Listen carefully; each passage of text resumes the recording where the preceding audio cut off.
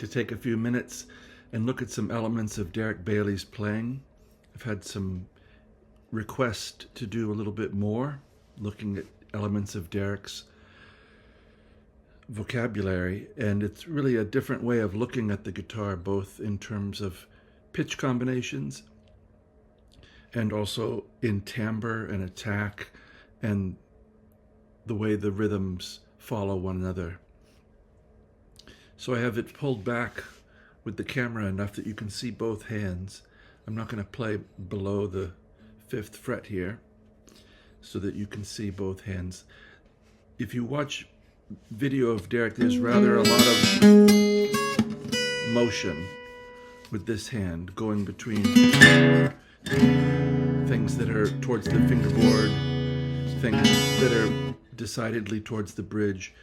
If it's him playing an archtop or his 175, he very often has notes behind the bridge and his tailpiece where he's playing things here and working the tailpiece pitches as well, bending them.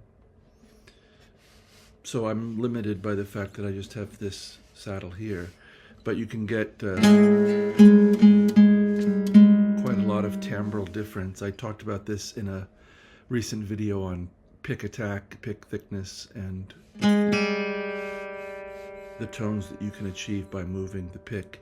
I'm using a Dunlop 1mm nylon pick. It has these little grip bumps on it. If you turn it and use the shoulder,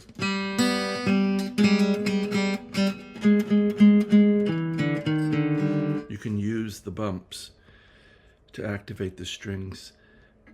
At one point, Derek was making his own picks out of the material that dentists were using to make fillings, and he'd craft them so as to leave rough sides and jagged edges in some cases where he could really dig in. That's hard to demonstrate here with just a regular flat pick. But it's the change of color we're looking for. So some pitch combinations that might be interesting. Again, I'm looking at a lot of seconds here, things that are alphabetically right next to each other or chromatically right next to each other. How about E, F, and E flat? We could get a D on top and have a 4-note cluster. So this is open 6, the 8th fret of the 5th string, 8th fret of the 3rd string, and 10th fret of the 1st string.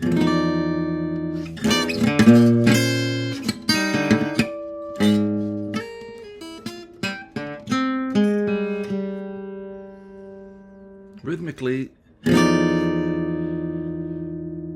it helps if you've listened to a lot of Anton Webern or Derek or people that don't organize rhythm in a conventional metered kind of a way. It's hard to even give an analogy of what the rhythm is like. You have to feel it and be committed to it.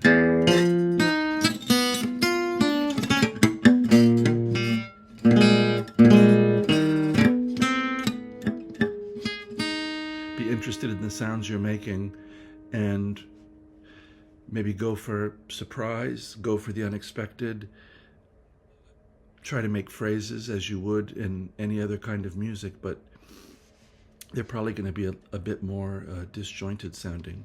How about on the fly, we'll try to make one here. C, so I'm going to think maybe in descending chromatic pitches. So C, B, B flat. So I got those 3. How about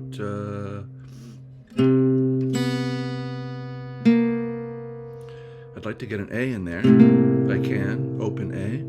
C, B, B flat, A. Can I get a G sharp?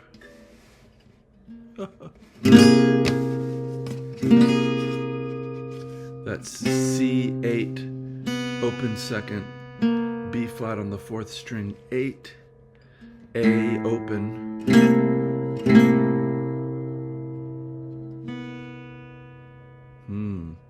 So this is the kind of work you would do.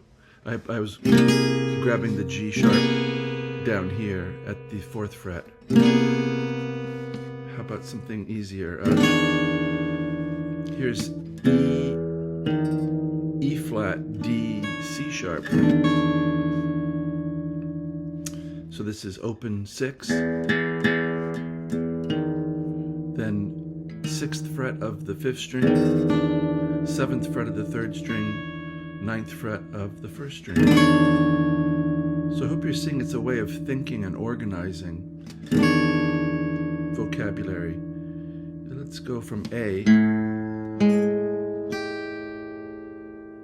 Oh, you know I can get. So this is A, 5th string, G sharp, 6th fret of the 4th string, open 3rd string, G, F sharp, 7th fret of the 2nd string.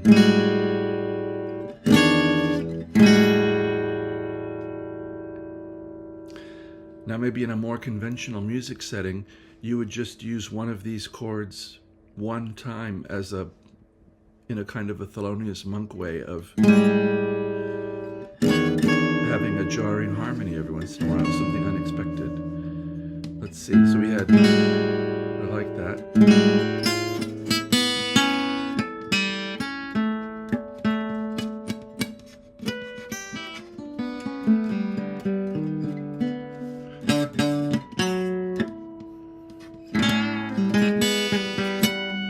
How about one from the 4th string? D, C sharp, C, B. So 4th string open, D, C sharp, 6th fret, 3rd string, C, 8th fret, 1st string, and open 2nd. Open, 6, open, 8.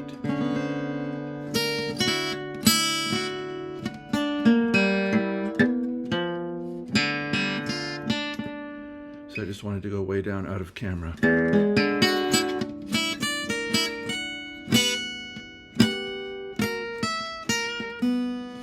So I hope this gives you some ideas to work on. I'll leave a link or two in the description to some Derek clips. If you'd like to see more of this kind of thing, please let me know. If you have requests for other topics, I'd be happy to look into it. Until then, I do wish you a very good day.